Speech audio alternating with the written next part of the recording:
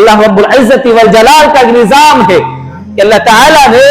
دنیا میں مختلف چیزوں کو، مختلف مقامات کو، مختلف مہینوں کو اور مختلف شخصیتوں کو اللہ نے چنندہ بنایا ہے اور چنا ہے اور اپنا خاص بنایا ہے. اور کسی کا چننا، کسی کا اختیار کرنا اور کسی کا اللہ کو اپنا محبوب بنانا، یہ صرف اور صرف اللہ رب العزت والجلال کے اختیار میں ہے. اس لیے اللہ رب العزت والجلال نے نبی علیہ السلام کو تمام نبیوں میں سب سے اعلیٰ بنایا. یہ اللہ نے انتخاب فرمایا. رب العزت والجلال نے مہینوں میں رمضان کے مہینے کو افضل ترین مہینہ قرار دیا. دنوں میں اللہ رب العزت والجلال نے جمعہ کے دن کو سب سے اہم دن قرار دیا. اور مقامات میں اللہ رب العزت والجلال نے مکہ المکرمہ اور مدینہ المنورہ کو تمام دنیا کی جگہوں پر فوقیت عطا فرمائی. اور اللہ نے فرمایا کہ ہم نے اس شہر کو امن والا بنایا ہے. اور اس شہر کی عظمت کے طور پر اللہ تعالیٰ نے اس شہر کی قسم کھائی اور ساتھ ساتھ میں اس شہر کے امن و سکون کی بھی قسم کھائی. لا اقسم بہذا البلد، قسم ہے اس شہر کی، مراد مکہ المکرمہ کی سرزمین. دوسری جگہ اللہ نے فرمایا وہذا البلد الامین، قسم ہے اس شہر امن کی، یعنی اس امن والے شہر کی. اس شہر مکہ المکرمہ کے لیے حضرت ابراہیم علیہ نبینا علیہ السلام نے اللہ سے دعا فرمائی کہ اللہ ایک بھی آب و گیا زمین ہے، پہاڑوں کے درمیان میں ہے، یہاں پر کھیتی اور دیگر چیزوں کی پیداوار نہیں ہوتی ہے.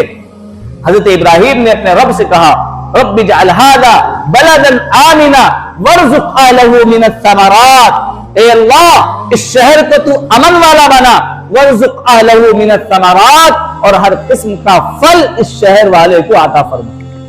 اور اللہ رب العزت والجلال نے حضرت ابراہیم کی اس دعا کو قبول فرمایا اور فرمایا حرما آمنا یجبى الیہ ثمرات کل شیء رزقا من لدنا. اللہ فرماتے ہم نے حضرت ابراہیم کی دعا کو قبول کرتے ہوئے اس شہر کو امن والا بھی بنایا اور یجبى الیہ ثمرات کل شیء رزقا من لدنا، اور اپنی جانب سے ہر قسم کا پھل اور فروٹ اس شہر والے کو ہم نے عطا کیا. اور یہی وجہ ہے آج دنیا میں سب سے اعلیٰ ترین قسم کے پھل اور سب سے اعلیٰ ترین قسم کی جو چیزیں بنتی ہے وہ سب سے پہلے اگر پہنچتی ہے تو مکہ المکرمہ پہنچتی ہے. سیکنڈ نمبر پر دنیا کے کونے کونے میں اور دنیا کے مختلف حصوں میں ان چیزوں کو پہنچایا جاتا ہے. اول نمبر پر ان کے سب سے اعلیٰ کوالٹی کو خریدنے والے، ان کے سب سے اعلیٰ کوالٹی کو لینے والے وہ ہے مکہ المکرمہ. تو مکہ المکرمہ کو اللہ تعالیٰ نے معزز اور محترم بنایا ہے، اور اس مقام کے محترم اور معزز ہونے کی وجہ سے اللہ تعالیٰ نے حکم دیا کہ یہاں انسان تو انسان امن ہے ہی، انسان کو بھی امن ہے، اور اس شہر میں چرندوں کو بھی امن ہے، پرندوں کو بھی امن ہے. اللہ کے نبی نے فرمایا اس شہر کے درختوں کو نہ کاٹا جائے گا، اس شہر کے پرندوں کو نہیں مارا جائے گا، اس شہر میں آنے والے کسی مسلمان کو نہیں بھگایا جائے گا. اللہ کے نبی نے ساری چیزیں حکم دی. قرآن کریم کے مختلف آیات کو پڑھنے کے بعد مکہ المکرمہ کی سرزمین کی عظمت کا پتہ چلتا ہے، ان کی اہمیت کا پتہ چلتا ہے. یہی نہیں بلکہ نبی علیہ السلام نے مختلف مقامات پر اور مختلف اقوال میں، مختلف روایتوں میں مکہ المکرمہ کی سرزمین کو کی عظمت کو، وہاں کی فضیلت کو اور وہاں کے جانے کے تذکروں کو حکم فرمایا. اسی وجہ سے مکہ المکرمہ اور مسجد الحرام جو وہاں پر واقع ہے، اور اسی طریقے سے مسجد نبوی جو مسجد مدینہ المنورہ میں ہے، اور مسجد اقصی جو فلسطین میں ہے، ان تین مسجدوں کی طرف نبی صلی اللہ علیہ وسلم نے خاص طور سے سفر کا حکم دیا ہے. اسی لیے کہا جاتا ہے کہ مکہ المکرمہ کی سرزمین وہ سرزمین ہے جہاں پر نبی علیہ السلام کی پیدائش ہوئی ہے. مکہ المکرمہ کی سرزمین وہ سرزمین ہے جہاں پر نبی علیہ السلام نے اپنے بچپن کو بتایا ہے۔ مکہ المکرمہ کی سرزمین وہ سرزمین ہے جہاں پر نبی علیہ السلام نے اپنی جوانی کو صرف کیا ہے۔ مکہ المکرمہ کی سرزمین وہ سرزمین ہے جہاں کی گلیوں میں، جہاں کے بازاروں میں رہ کر نبی علیہ السلام نے دعوت کا فریضہ انجام دیا ہے۔ مکہ المکرمہ کی سرزمین وہ سرزمین ہے جہاں پر اللہ کا سب سے معزز گھر ہے۔ مکہ المکرمہ کی سرزمین وہ سرزمین ہے جہاں پر دنیا زمین، جہاں سے زمین کی شروعات ہوتی ہے۔ مکہ المکرمہ کی سرزمین وہ سرزمین ہے جہاں پر کعبۃ اللہ ہے، جہاں پر صفا مروہ ہے، جہاں پر حجر اسود ہے، جہاں پر دیگر صحابہ کی قبریں ہیں۔ وہ مکہ المکرمہ کی سرزمین ہے جہاں پر نبی علیہ السلام نے اپنی زندگی کے 53 سالہ وقت کو بتایا ہے اور صرف 10 سال کی زندگی کو مدینہ المنورہ میں صرف کیا ہے۔ یہ مکہ المکرمہ کی عظمت ہے، یہ مکہ المکرمہ کا وقار ہے۔ مکہ المکرمہ کے بارے میں نبی علیہ السلام نے اس لیے فرمایا کہ تم وہاں پر سفر کرو، مسجد الحرام میں تم ایک نماز پڑھو گے تمہیں 1,00,000 نماز کا ثواب ملے گا۔ تم وہاں کے لیے کچھ خرچ کرو گے جتنا تم دنیا کی دیگر چیزوں میں خرچ کرو گے ان سے تمہیں ڈبل ملے گا۔ اور نبی علیہ السلام نے فرمایا اگر کوئی وہاں جا کر گناہ کر لیتا ہے تو اس گناہ کی سزا بھی دنیا کی دیگر مقامات سے ڈبل ہے۔ اسی لیے میرے بھائیو بزرگوں، مکہ المکرمہ کی ان عظمتوں کو، فضیلتوں کو، قرآنی ان آیات کو سامنے رکھتے ہوئے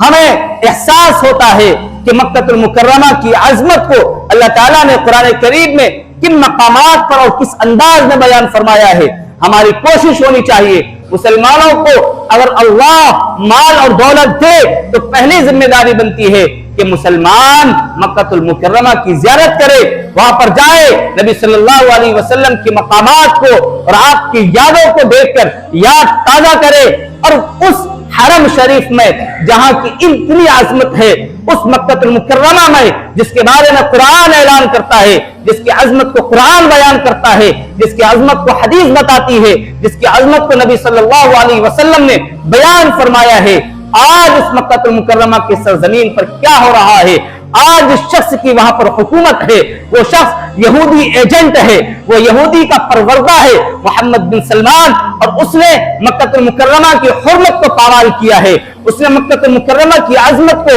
وہاں کے وقار کو مجروح کیا ہے۔ اور یہی نہیں، ابھی چند دن قبل ریاض میں اس نے فیسٹیول کا انعقاد کیا ہے اور ناچ گانے کی محفلیں وہ لگا رہا ہے، اور دنیا بھر کے مختلف ایکٹرز کو، اداکاراؤں کو اور مختلف ہیروز کو وہاں پر بلا کر ننگے ناچ اور عنیانیت کا اڈا قائم کر رہا ہے۔ لعنت ہے اس شخص پر، لعنت ہے وہاں کی حکومت پر جو نبی علیہ السلام کی عظمت کو اور آپ کے شہر کو گندا کر رہا ہے، آپ کے شہر کو ناپاک کر رہا ہے۔ ذرا سوچنا چاہیے ان حضرات کو، ان لوگوں کو جو نبی علیہ السلام کے اس باوقار اور باعظمت شہر کو مجروح کرنے کی کوشش کر رہا ہے۔ اللہ کے نبی نے فرمایا ہے کہ قیامت سے پہلے جب دجال کا خروج ہوگا دنیا کے ہر کونے پر دجال آئے گا، لیکن اگر دجال کے فتنے سے اور دجال کے شر سے محفوظ رہے گا وہ تو صرف مکہ المکرمہ اور مدینہ المنورہ ہے، جس شہر کے لیے نبی صلی اللہ علیہ وسلم کا یہ بیان ہے۔ اس شہر میں آج عریانیت کا، فحشکاری کا اور نہ جانے قسم قسم کے مختلف برائیوں کے اڈے قائم کیے جا رہے ہیں، اور افسوس اس وقت زیادہ ہوتا ہے کہ جب ایک طرف فلسطین میں مسلمان شہید ہو رہے ہیں، بچوں کو شہید کیا جا رہا ہے، لوگوں کے گھروں کو توڑا جا رہا ہے، لوگوں کے گھروں پر بمباری کی جا رہی ہے، لوگوں کے گھروں کو مسمار کیا جا رہا ہے، مسجدوں پر بم پھینکا جا رہا ہے، 2000 سے زائد اسکولوں کو ختم کر دیا گیا، تقریباً 3000 سے زائد اسٹوڈنٹ کو مار دیا گیا، 100 سے زائد اسکول کے اساتذہ کو اور وہاں کے معلمین کو، معلمات کو شہید کر دیا گیا، اور وہاں پر اس طریقے سے مسلمانوں کے خلاف مسلمانوں پر ظلم و زیادتی ہو رہی ہے۔ اور دوسری طرف مکہ المکرمہ کی اس پاک سرزمین پر، یہ ریاض کی اس پاک سرزمین پر جو نبی صلی اللہ علیہ وسلم کا شہر ہے، جس کو اللہ نے بلد امین کہا ہے، جس شہر کی اللہ نے قسمیں کھائی ہے، اس شہر میں عریانت کا اڈا قائم کیا جا رہا ہے، اس شہر کی حرمت کو پامال کیا جا رہا ہے۔ ایسے موقع سے تو ان کو کھلے طور پر بائیکاٹ کرنا چاہیے۔ افسوس تب زیادہ ہوا कि जब मुसलमान इस तरफ जुल्म और ज्यादती का निशाना बन रहे हैं और दूसरी तरफ मक्का मुकर्रमा में अदाकारों को बुलाकर, रोनाल्डो को बुलाकर, सलमान खान को बुलाकर फेस्टिवल फीफा वर्ल्ड कप को एक्सेप्ट किया जा रहा है और फीफा वर्ल्ड कप की तैयारी हो रही है। 2034 में फीफा वर्ल्ड कप का मैच खेला जाएगा। शर्म है उन हुकूमतों पर, लानत है उन हुकूमतों पर, अल्लाह की लानत है, अल्लाह के रसूल की लानत है, तमाम उम्मत मुस्लिमा की तरफ से लानत है ऐसे शख्स पर जो मक्का मुकर्रमा की सरजमीन को और वहां के वकार को मजरूह करता है। इसलिए हम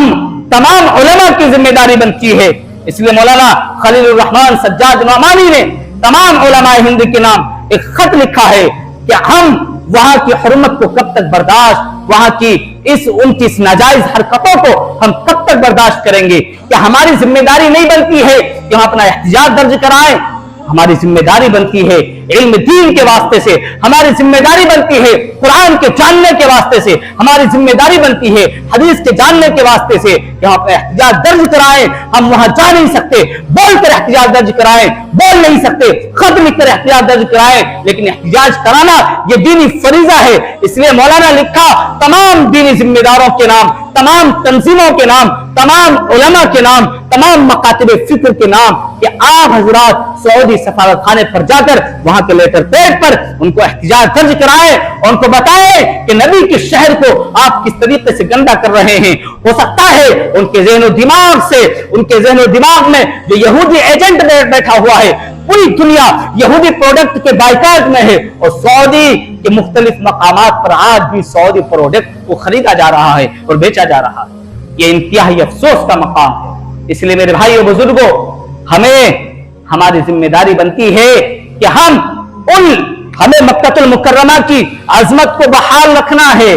कुरान ने जो उनकी अजमत को, उनकी अहमियत को उजागर किया है वो हमें अपने सामने रखना है। लेकिन जो शख्स वहां की अजमत को गंदा करने की, वहां के वकार को मजरूह करने की और पूरी दुनिया में मक्का मुकर्रमा के वकार को जो मजरूह करने की कोशिश कर रहा है, हमें उसकी नफरत को दिल में बिठाना है,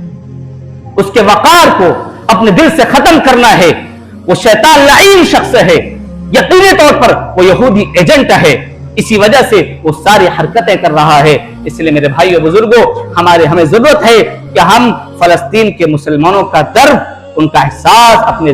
ज़मीर में और अपने दिल में पैदा करें, अपने दिल में एहसास पैदा करें। ये नहीं कि हमने सुन लिया, खत्म हो गया और हम अपने कारोबार में बिजी हो गए। मुसलमानों, अगर हमारे दिल में उन मुसलमानों का एहसास पैदा नहीं हुआ,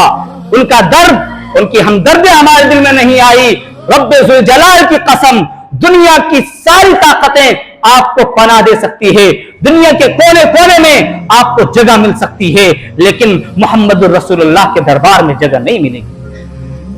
अगर मोहम्मदुर रसूलुल्लाह के दरबार में जगह पाना है,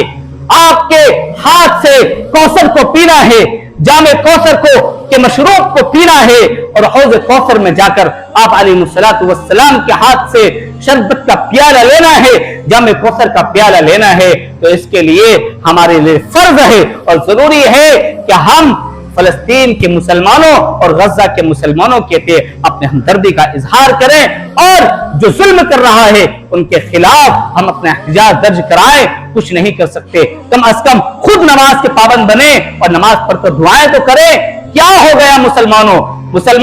तुम्हारा जमीन कहां डूब गया है, कहां मर गए हम लोग। इन हालात में भी हमारी मस्जिदें आबाद नहीं है, इन हालात में भी जुमे को हम मस्जिदों को भर रहे हैं, इन हालात में भी हम नमाजों से आरी है, इन हालात में भी हमारे नौजवान चौकों पर खड़े होकर रातों की तन्हाई में जो लोग सो रहे होते हैं, कोई